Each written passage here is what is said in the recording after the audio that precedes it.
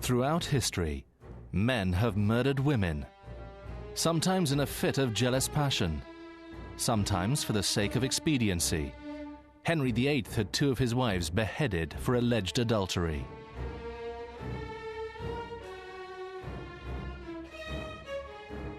Men have also murdered women for no apparent reason. Over a 5-month period in 1888, Jack the Ripper butchered 5 prostitutes in London's East End. This program investigates 3 cases from the 20th century. In the first, a murderer who committed his crimes over 5 years. In the second, a killer who took all his victims in just one night. And in the third, a killer who slaughtered his victims after a break-in. Today, Notting Hill is one of London's most fashionable areas, and Ruston Mews is a prime address.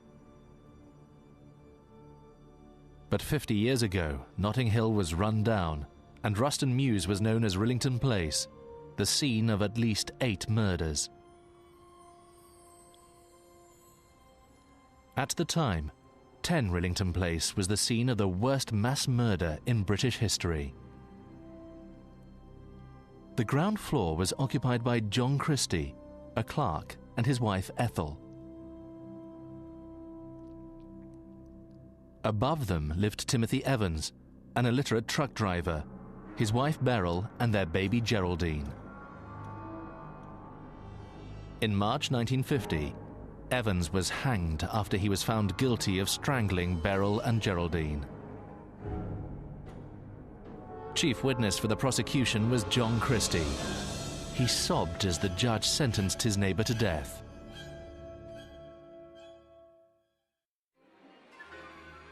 Timothy and Beryl Evans had moved into Rillington Place in March 1948. Geraldine was born in October. Beryl had decided she didn't want any more children. The following year, she found herself pregnant again. She confided her unhappiness to Christie. To her astonishment, Christie told her he could perform an abortion. Despite the fact that backstreet abortions were highly risky and illegal, Beryl and her husband agreed. Returning home from work one evening, Evans was confronted by Christie with bad news. The abortion hadn't worked. Evans rushed upstairs to find Beryl lying dead in their bedroom. Christie then told the distraught Evans that he would dispose of the body. Christie also said he would take baby Geraldine to some friends who would care for her, and warned Evans to keep his mouth shut. Evans left London and returned to his home in South Wales, where quite inexplicably he told the local police that he'd disposed of his wife. 10 Rillington Place was searched. The remains of a young woman and a baby were found hidden in an outside washroom. Both had been strangled. Charged with their murder, Evans appeared at the Old Bailey in January 1950. In the dock, he impressed neither judge nor jury.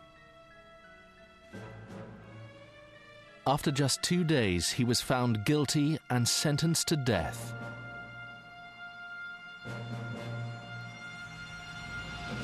In court, Evans blamed Christie, who, supported by his wife, denied the allegation. Over the next few years, life at 10 Rillington Place returned to normal. But beneath the facade was a terrible secret. In mid-December 1952, Ethel Christie disappeared. Her husband said she was staying with relatives. 3 months later, he packed up and said he was joining her. Instead, he checked into a seedy hotel in a rundown part of London. On the 24th of March 1953, a new tenant began stripping the kitchen walls of the Christies' old flat. He found what appeared to be an alcove and opened it up. Inside was the torso of a semi-naked woman. Behind the first body were 2 more. all three had been strangled.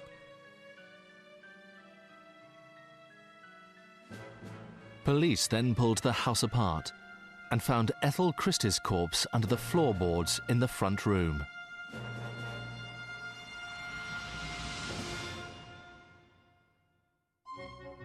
The search then moved into the garden, where the remains of two more women were dug up.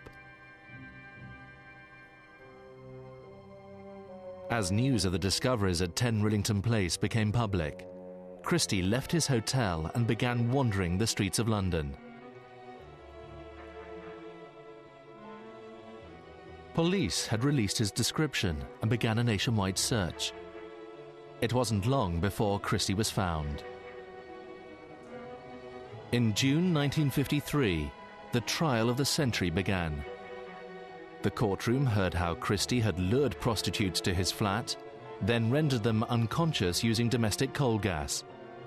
Then they were strangled. He had sex with his victims either just before or just after they died. As a teenager, the court heard, Christie had been rejected by women as sexually inadequate and had developed the urge to dominate women. The result of his trial was a foregone conclusion, and on the 15th of July, Christie was hanged.